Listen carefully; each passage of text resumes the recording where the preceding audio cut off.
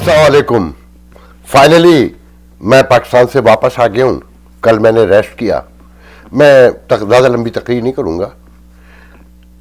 मैं प्रोग्राम आपके सामने लेकर आया हूँ। अभी मैंने खास साहब की तकरीर सुनी है, तकरीर नहीं सॉरी, वो जो महीने 2 महीने में सवाल लेते हैं और फिर जवाब देते हैं, तो वो मैं देखने के बाद आपसे मुखातिब हूँ। खास साहब की तकरीर का थोड़ा सा जिक्र करूँगा, फिर जो मैंने पाकिस्तान में देखा है उनकी तकरीर के बैकग्राउंड में उसे बयान करने की कोशिश करूँगा। ऐन मुमकिन है थोड़ा सा प्रोग्राम तवील हो जाए। जिन्हें दिलचस्पी हो सच्चाई जानने की, क्योंकि खास साहब तो कहते हैं कि फेक न्यूज़ होती है, झूठ फैलाया जाता है।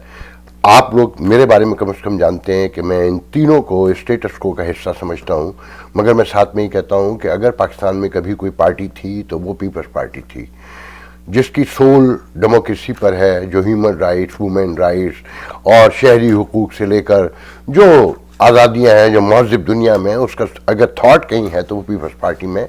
मगर बदनसीबी से वो करप्शन का शिकार हो गई, तासुबात का शिकार हो गई। मगर उसमें किन किन का हाथ है इस पर हम कभी बात करेंगे कि जब कंपटीशन हो जाए और लोगों का शऊर कम हो तो लोग जो आसिफ ज़रदारी जैसे लोग हैं हौसला हार जाते हैं, जो नहीं हारना चाहिए था। बहरहाल खास साहब ने जो सबसे दिलचस्प बातें की हैं, पहले उन पर जिक्र करते हैं। वो आपके लिए भी दिलचस्प नहीं है, वैसे देखा जाए तो ना मेरे लिए हैं। कि खास साहब कहते हैं कि जी मुल्क में महंगाई है, मगर दुनिया के मुकाबले में जो उनका रोज़ का स्ट्रांस है, कि वो कहते हैं 40% कनाडा की आबादी रोटी को तरस रही है, 30% का महंगाई का सामना है बरतानिया को, 6000 अरब डॉलर अमेरिका ने खर्च किया है। मुझे कनाडा को तो नहीं पता, मेरे रिश्तेदार भी रहते हैं, मेरे दोस्त भी रहते हैं, अभी तक पैसे मिल रहे हैं, ऐश कर रहे हैं, पाकिस्तान में बैठे हैं और यहाँ से पैसे जा रहे हैं। महंगाई बरतानिया में हमेशा से यहाँ बिलाशुबा 6000 अरब रुपए खर्च किए, बल्कि ज़्यादा खर्च किए हैं। खास साहब कहते हैं 8 अरब रुपए उन्होंने कोरोना में खर्च किए। वो आप देख लें, मैं देख कर आया हूँ कि आम पब्लिक को कुछ नहीं पता है। हाँ, टेलीफोन पर आप किसी को कॉल मिलाएं तो आपको 2 मिनट भाषण सुनना पड़ता है कि कोरोना के लिए क्या किया जा रहा है।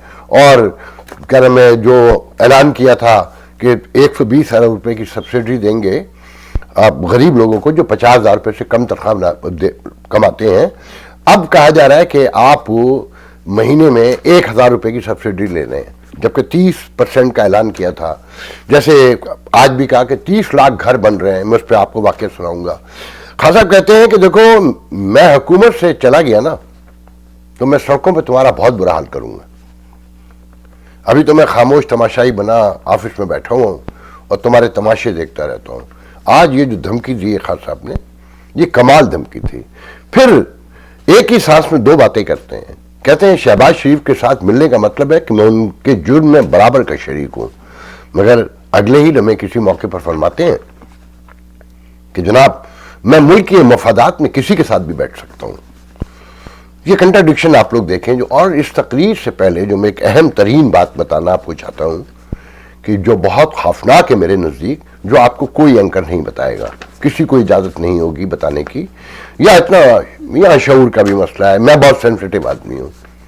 आप मुस्तकिल देखें कि खान साहब जब भी सवाल जवाब लेते हैं सिर्फ सूबे पंजाब से सवाल आते हैं, बावलपुर, इस्लामाबाद, लाहौर सबसे ज़्यादा, और खान साहब के हक़ में ही सवाल आते हैं।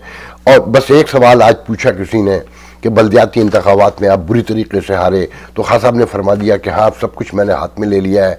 रिश्तेदारों को, लीडरों के जो इनके लीडर हैं उनके रिश्तेदारों को भी अगर टिकट देना है तो उसके लिए स्पेशल कमेटी मेरे ताबे काम करेगी, मतलब खासा फैसला करेंगे। और कहने वाले ने कहा कि सब अमीरों को, रिश्तेदारों, दोस्तों को दिया, तो खान साहब ने जो सेनेट की टिकट बांटे या कौमी असम्बली के टिकट बांटे, वो गौर कर लें, उनका रैकेट निकाल लें, वो देख लें। और खान साहब कहते हैं फेक न्यूज़ फैलाते हैं। इसका फैसला आप लोग करेंगे।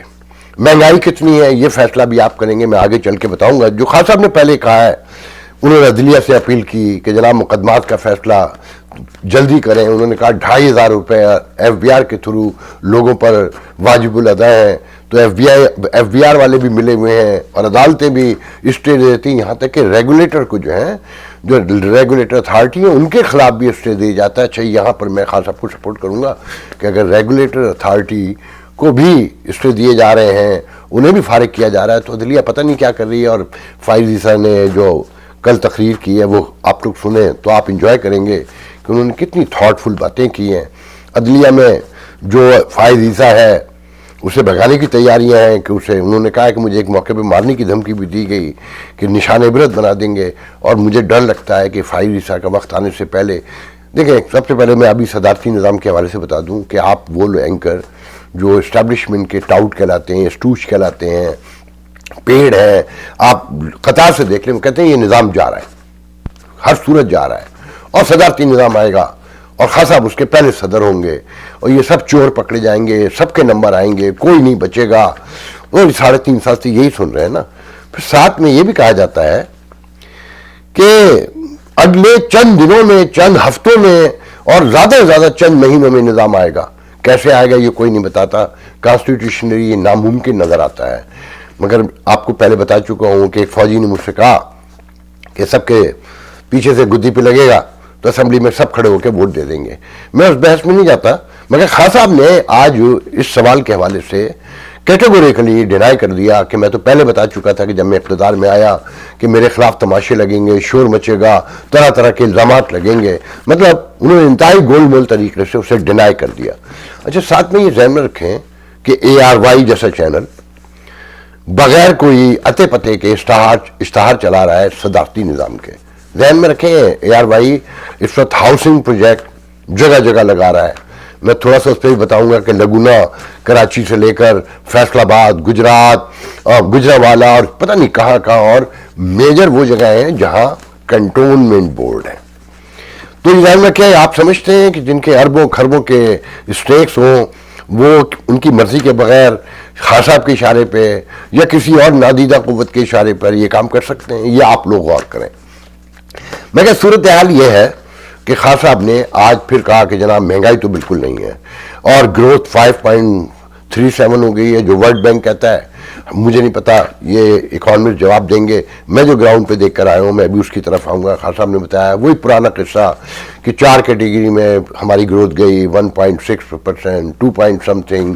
ہر اس میں ہم نے گرو کیا اور غربت کم کی، اور کسانوں کو 1400 ارب روپے ملے، 30 ارب ڈالر سے زیادہ ریمیٹنس اوورسیز پاکستانی بھیجا، 31 ارب کا جو ہے نا ایکسپورٹ ہوا. مگر خان صاحب امپورٹ نہیں بتاتے، بجٹ خسارہ نہیں بتاتے. امپورٹ جو ہے وہ 42 بلین ابو ہے، اور جو انفلیشن ریٹ نیا نکل کر آیا ہے وہ 13.4 ہے، اور لوگ کہتے ہیں یہ 15% تک جائے گا. اس انفلیشن ریٹ کے کیا مطلب ہوتے ہیں؟ یہ پبلک سے، یہ ماہرین سے پوچھیے گا جو اکانومی کو سمجھتے ہو. مجھے پتا ہے کہ غربت بڑھے گی، مہنگائی اور بڑھے گی، طوفان آئے گا. امریکہ کی مہنگائی کو میں نے آپ کو پہلے بتا چکا ہوں کہ یہاں بہت مہنگائی ہوئی ہے، مگر بائنگ پاور کا جو فرق ہے جو مجھے پاکستان میں لوگوں نے بتایا، میں کہتا ہوں کہ 1000 روپے مزدور وہاں کماتا ہے، لوگ کہتے ہیں غلط ہے. ٹیکسٹائل ملوں سے لے کے مزدور تک جو ایوریج لوگ نکال کے بتاتے ہیں وہ کہتے ہیں 600 روپے سے زیادہ مزدور کو نہیں ملتے، کہیں 1000 بھی ملتے ہیں. اب میں تھوڑا سا یہ تو میں نے آپ کو بتا دیا کہ خان صاحب کیا کیا کہتے ہیں، کہ کیا ان کے کارنامے حکومت کے، اور ان کا ایک ہی اسٹانس ہے کہ جی میں 74 سال کا گن. پھر انصاف قانون کے حوالے سے ان کا کہنا ہے کہ جو میں نے تو پارٹی 25 سال پہلے تحریک انصاف قانون کی نام اور انصاف کے حوالے سے بنائی تھی، تو میں قانون انصاف کے بارے میں بھی تھوڑا سا بتاؤں گا. میں مختصر ترین کوشش کر رہا ہوں. میں پہلے تو آپ لوگوں کو یہ بتاتا چلوں کہ خان صاحب نے جو کہا کہ مہنگائی نہیں ہے. دیکھیں جی، میں نے پچھلے پروگرام میں آپ کو بتایا تھا کہ میں نے کراچی سے لاہور تک ٹرین میں سفر کیا 40 سال کے بعد.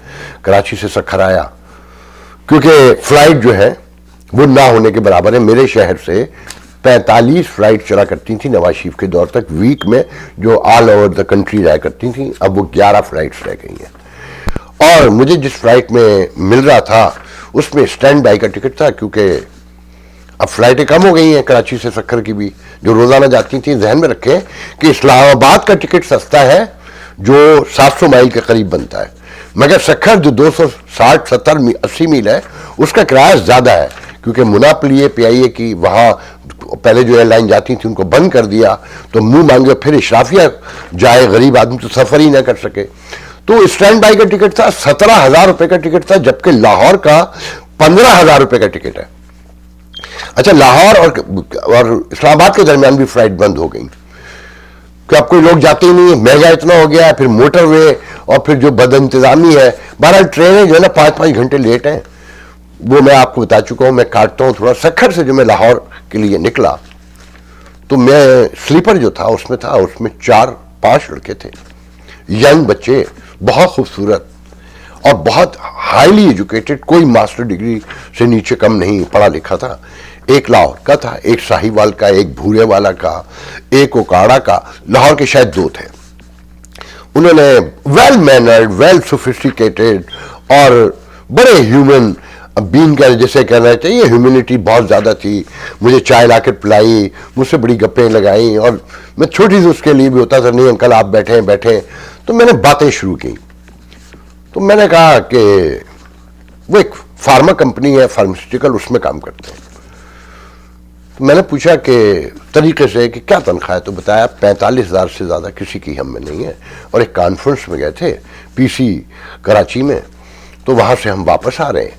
تو میں نے کہا جہاز میں کیوں نہیں بھیجا کمپنی, جب پی سی میں ٹھہرا. انہوں نے کہا جی جہاز کون دیتا ہے. تو میں نے باتوں میں پوچھا کہ آپ جیسے پڑھے لکھے اور اچھی بیک گراؤنڈ کی فیملی کے ساتھ گھر کتنے میں چل سکتا ہے.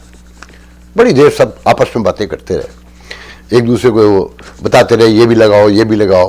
تو ان میں سے پھر ایک نے سب کی ترجمانی کرتے ہوئے کہا کہ دیکھیں انکل, جو ہم کام کرتے ہیں, جو ہم اپنے آپ کو سمجھتے ہیں, ایک ٹوٹی پھوٹی گاڑی بھی ہونی چاہیے, 6-7 لاکھ روپے کی مل جاتی ہے جو مہینے میں ایک دفعہ جاتی ہے میکینک کے پاس بھی. پھر 2 بچے اگر ہیں تو 5,000 روپے منیمم ایوریج اسکول کی فیس ہے کہ جہاں ہم فیل کر سکتے ہیں کہ ہمارا بچہ کچھ سیکھ کر آئے گا. تو انہوں نے کہا کہ جی منیمم جب ہم سارا خرچہ لگاتے ہیں تو 1.25 لاکھ روپے چاہیے, جس میں ہم کسی سے کچھ مانگیں گے نہیں, عزت کو محفوظ کر سکتے ہیں, بچا سکتے ہیں. استعمال کیا, عزت بچا سکتے ہیں. محفوظ کا میں نے کہا تو ان کا میں نے آپ سے ایک جملہ کہہ دیا کہ عزت بچا سکتے ہیں. تو میں نے کہا کہ یہ 45,000 روپے تنخواہ آپ کی, 1.25 لاکھ, تو پھر کہ بس یہ نہ پوچھیں, یہ گھر کی کہانی ہے. میں نے کہا خان صاحب تو کہتے ہیں کہ سستا ترین ملک ہے. کہنے کہ سارے حکمران ایک ہی جیسے ہوتے ہیں, ان کی ٹیبلیں کھانوں سے بھری ہوئی ہیں, ان کے اخراجات جو حکومتیں پے کرتی ہیں. اس پہ ایک نے کہا کہ صدر جس کے عہدے کی اب ضرورت ہی نہیں ہے, جو ایک سیرمونیل قسم کا جو صرف افتتاح کرتا ہے, مشاعرے کرتا ہے, گھر میں کھانے کرتا ہے, گھومتا پھرتا ہے, اس کے اربوں روپے میں خرچہ ہے, اور یہ ریاست مدینہ بنانے جا رہے ہیں. پھر میں نے ان سے پوچھا ووٹ کسے دیا تھا. سب ہنسے ہلکے سے شرما گئے. میں نے کہا بتایا نا کس کو. میں نے کہا کوئی غلطی بھی ہوتی ہے انسان سے اور اپنا نظریہ بھی ہوتا ہے, یہ کوئی ایسی بات نہیں ہے. تو انہوں نے کہا اس کو رہنے دیں, بس ہم اس پہ بہت شرمندہ ہیں. میں نے کہا نہیں بتائیں بھائی. کہ نہیں ہم نے خان صاحب کو دیا تھا. میں نے کہا اب, کہ نہیں اب ہم کسی کو نہیں دیں گے, گھر بیٹھیں گے. ہم نے دیکھ لیا اس ملک میں کبھی کوئی تبدیلی نہیں آئے گی. تو آپ لوگوں کو یاد ہوگا, بہت سارے میرے دوستوں کو, میرے دیکھنے والوں کو, میں خان صاحب کے اقتدار میں آنے سے پہلے کہتا تھا کہ خان صاحب کی ناکامی سے جو ڈس اپوائنٹمنٹ پولیٹیکلی پھیلے گا, سوشلی پولیٹیکلی, وہ یہ ملک افورڈ نہیں کر سکتا. اور پھر آج خان صاحب کی تقریر بھی سن لی نا کہ میں حکومت سے باہر نکلا تو سڑکوں پہ وہ آ کے حال کروں گا کہ دنیا دیکھے گی. آپ ان کا لہجہ ایک پرائم منسٹر کا سنیں اور ان نوجوانوں کی گفتگو سنیں. اگر آپ سمجھتے ہیں کہ میں فیک نیوز نہیں دے رہا, میں کسی پروپیگنڈے کے لیے کام نہیں کر رہا, یہ میرے اللہ کا معاملہ ہے, باقی آپ جانیں.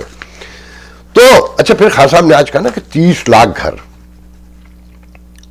اس کا واقعہ بھی سن لیں, نام نہیں لوں گا. ایک بہت بڑے چینل کا ایک اسسٹنٹ ڈائریکٹر, پروڈیوسر. اچھا یہ جو پروڈیوسر ہوتے ہیں آج کل چینل میں, یہ اینکر کے خدمتگار ہوتے ہیں.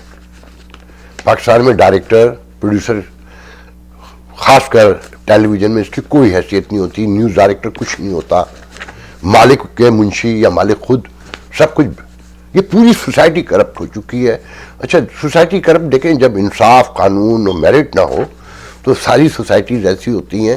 منظم معاشرے وہی ہوتے ہیں, اچھے انسان, ان کی ہی اخلاقیات ہوتی ہیں جہاں قانون, انصاف اور میرٹ پریویل کرتے ہوئے. یہ بار بار کہتا ہوں, آج خان صاحب نے بھی کہا کہ قانون کے بغیر کیسے ریاست بن سکتی ہے, ایک مہذب ریاست. اور پھر وہی مدینہ اور حضرت محمد صلی اللہ علیہ وسلم کے حوالے.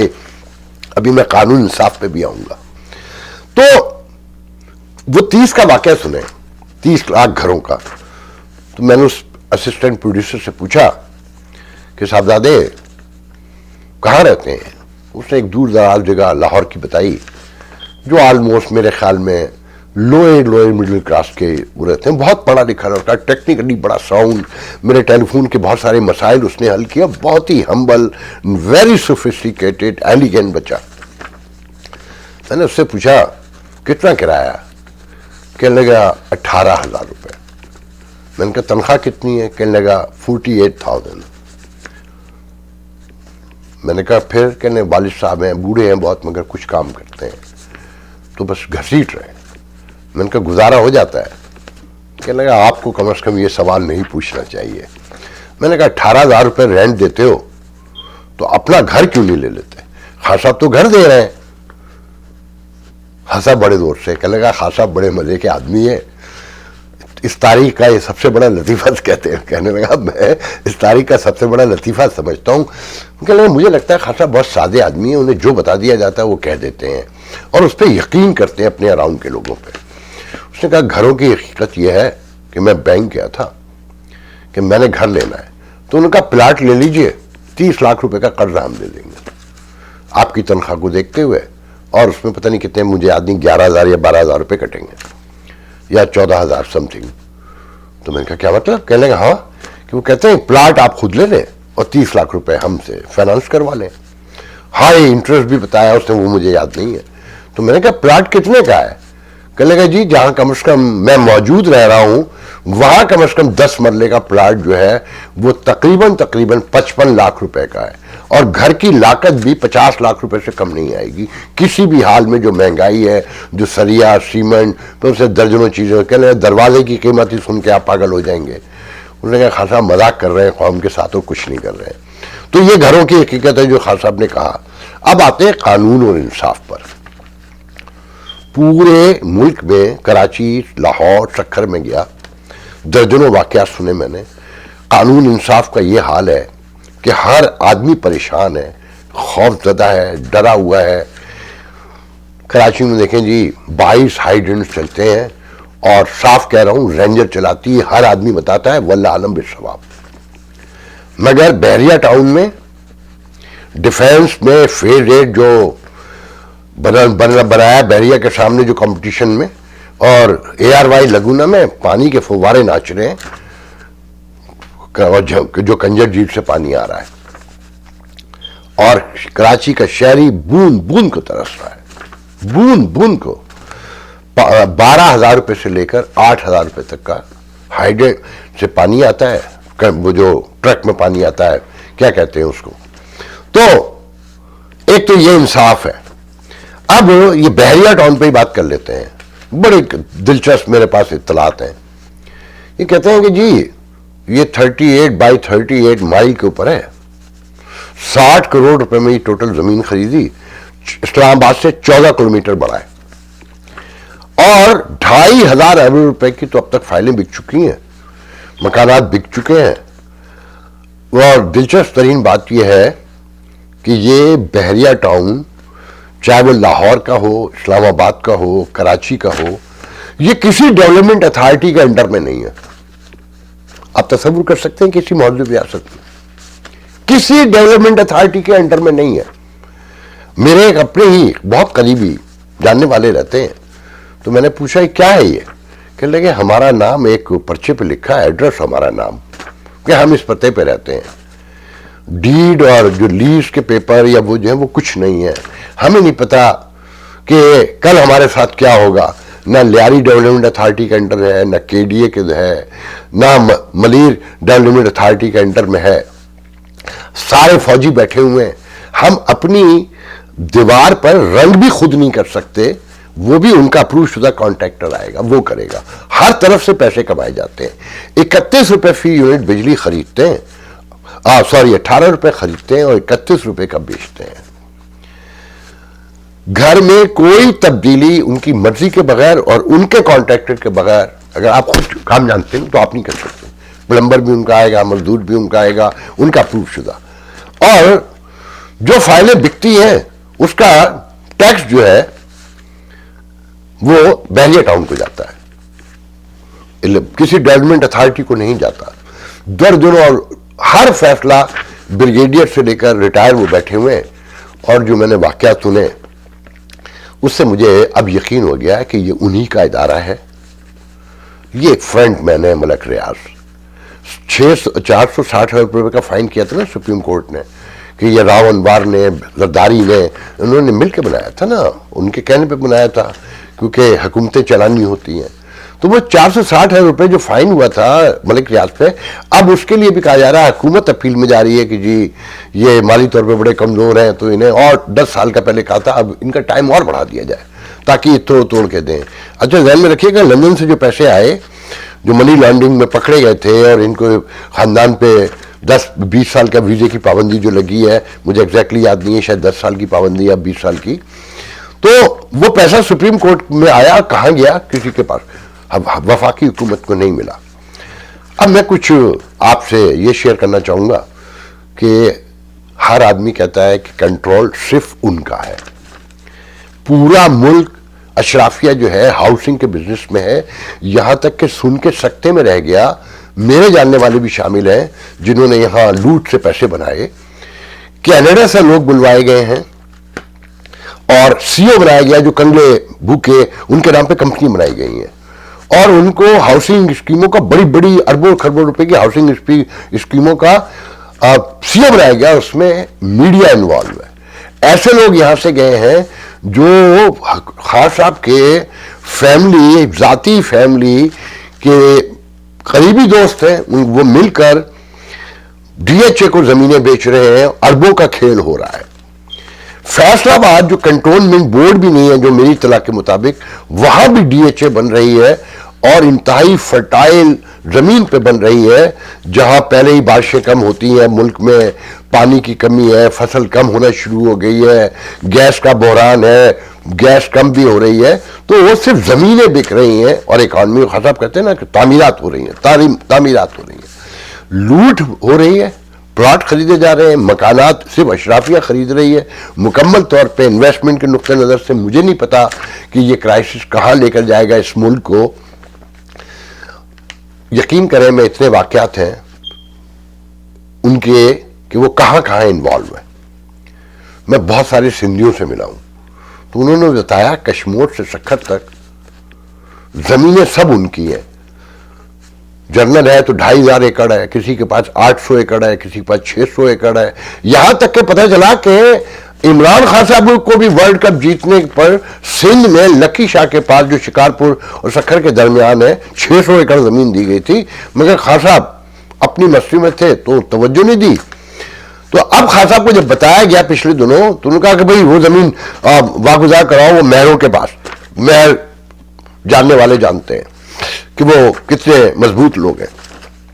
مگر خان صاحب کو زمین نہیں ملی اور وہ انہی کے قبضے. مگر ساتھ میں دیکھیں کہ سندھی ناراض ہے کیونکہ وہ ان کے خلاف تو بول نہیں سکتا, ہر طرف ان کے پاس زمین ہے. مگر جو غریب پنجابی وہاں آلریڈی کام کر رہے ہیں, جو 50 سال سے رہتے ہیں. میں ایک ڈاکٹر سے ملا جو ایک انتہائی نفیس ترین آدمی, جو ایک گاؤں میں بیٹھا ہوا خدمت کر رہا ہے گمبٹ میں, اور بہت بڑا ہاسپٹل بھی خیر سندھ حکومت نے وہاں بنایا ہے, M R I almost free دے رہے ہیں, اور پورے سندھ سے نہیں پورے پاکستان سے لوگ وہاں پر آ رہے ہیں. جو کام کیا وہ کہنا چاہیے. تو وہ ڈاکٹر صاحب ان کا نام میں نہیں لینا چاہتا, تو ان کی زمین ہے وہاں بہت پرانی. تو اس پر جو اراؤنڈ کے لوکل باشندے انہوں نے پہ اعتراض لگا دیا کہ یہ ہماری ہیریٹیج کا حصہ ہے, تو یہ زمین ان کے نام نہیں جا سکتی, جبکہ وہ پہلے سے ان کے نام ہے.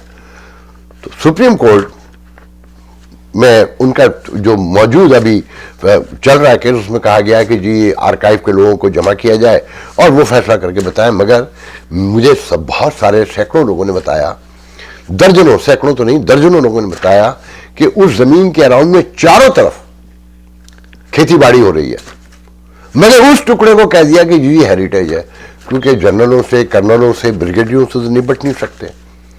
تو عام پنجابی جو ہے اس پر یہ مصیبت پڑی ہوئی ہے, اور وہ بیچارہ اپنی زمین دیکھتا ہے, اور وہ خدمت کر لے, کراچی سے 20 سال سے بیٹھا ہوا ہے, اس کی خدمت کو نظر انداز کر دیا گیا ہے. تو غریب غریب کو مارتا ہے, اس سے دشمنی نبھاتا ہے. اچھا میں یہاں یہ بھی بتاتا چلوں آخری واقعہ سنانے سے پہلے, آپ نے سنا ہوگا کہ سندھ میں ہندوؤں سے لڑکیوں سے شادی ہوتی ہے، ایک مٹھو ہے جاگیردار بہت بڑے، ان کا نام آتا ہے. میں بہت پریشان ہوں، مجھے نہیں پتا. میرے حسن مشتبہ جیسے دوست جو ہے نا وہ یہاں سے بیٹھ کے بڑی مہم چلاتے ہیں، میں بھی اس مہم کا حصہ رہا ہوں اکثر اور گاہے کرتا رہتا ہوں. مگر پہلی بار میرے بڑے بھائی سے مل، یقین کریں 12-14 انتہائی بااثر لوگوں نے کہا یہ سب جھوٹ ہے، مکمل جھوٹ ہے کہ کم عمر لڑکیاں آتی ہیں اور زبردستی شادیاں کراتے ہیں. وہ کہتے ہیں وہ سب سے پہلے ان کے گھر والوں کو بلاتے ہیں، بیٹی سے ملاقات کرواتے ہیں، کیونکہ وہ پناہ میں آ جاتے ہیں، وہاں کے کلچر ہے، وہ تو سب جگہ ہی ہے.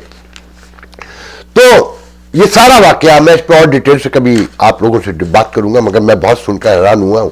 پھر ان کے نواسے سے میری بات کروائی گئی، وہ بہت پڑھا لکھا ایلیگنٹ لڑکا تھا. اس نے کہا فق بھائی ہم کیا کہیں، میڈیا یہاں پر وہ روشن خیال میں بنتا ہے، وہ تو جھوٹ کے ساتھ ہندو ان سے پیسہ کھاتا ہے. اچھا پیسہ تو میڈیا ہر طرف کھا رہا ہے، اس پر پھر کبھی ہم بات کریں گے. آخر میں صرف اتنا بتاتا چلوں کہ میں پاکستان کے بہت بڑے سوشل سائنٹسٹ سے ملا جو امریکہ یورپ کے میڈیا میں کہیں نہ کہیں روزانہ کوٹ ہوتے ہیں. ان کا ایک بہت بڑا کلاؤڈ ہے، میں نام نہیں لوں گا کیونکہ وہ ملاقات میں نہیں سمجھتا کہ پبلکلی تھی. میرے بہت قریبی، میرا بڑا احترام کا رشتہ ہے. تو ہم 3 لوگ تھے، وہ دونوں بھی بڑے انفلوئنشل تھے. تو میں نے ان سے پوچھا ریاست کا کیا ہوگا؟ کہلے کچھ نہیں ہوگا. میں نے کہا کیا مطلب؟ کہلے دیکھیں انٹرنیشنل کمیونٹی یہ وہ ان کی ریاست ہے نا، تو وہ انہوں نے چلانا، انہوں نے فیصلہ کرنا ہے، نہ انڈیا نے کرنا ہے نہ پاکستان نے کرنا ہے. تو انٹرنیشنل کمیونٹی سمجھتی ہے کہ افغانستان سے ابھی بہتر ہے.